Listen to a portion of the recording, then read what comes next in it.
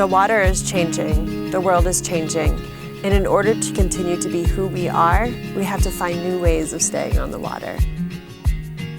Ocean Approved was started as the first commercial kelp farm. We renamed it Atlantic Sea Farms, and basically the model is we work with these 24 fishermen along the coast, or aquaculturists, and these folks are getting their own leases, and we're training them on how to harvest, how to farm. Keith is this person, he's been kelp farming now for 3 years, which makes him one of the few fishermen out there that have been farming for that long in Maine. So he's a real pioneer. I've always diversified as long as I've been fishing, and lobstering isn't the only thing because it has a tendency to go up and down in waves. And so we try to get into another project, not just solely have one project going. It fits into my lobstering season better than anything else. You don't have to work at the kelp season during the summertime and early fall, and that's when lobstering is prime. So kelp is really amazing because it grows very quickly, but it's also a winter crop, so it's counter-cyclical of the lobster season. But the fall is a super exciting time for us because it's when our nursery starts up. So James Crimp, our supply manager, goes out and gets just a few wild kelp leaves. So this is a wild piece right here. See, right in the middle here is sorus tissue. This is their reproductive tissue.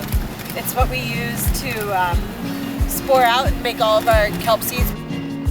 So when we bring the seeds out of the nursery, they're on these spools with line wrapped around them, and with about 30-day-old kelp babies growing on them. We bring it out to the fishermen.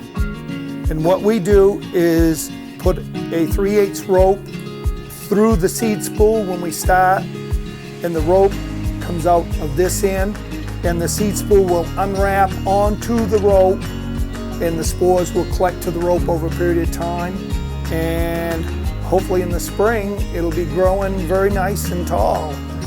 From an environmental perspective, this is even more exciting because every time we plant a blade of kelp and then take it out of the water, we're actually removing nitrogen and carbon from the water.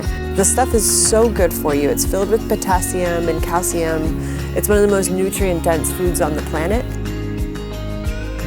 One thing that people can be a little bit resistant to is the idea that we're fishing the sea, now we're farming the sea. But the reality is we used to fish here in Maine for several different species. And we have an economy that is almost completely dependent on lobster that is increasingly vulnerable to climate change. In order to be who we are and stay on the water and make money on the water and be the mariners that we've always been, we need to continue to look to diversify. And that's what aquaculture is going to give us the option to do.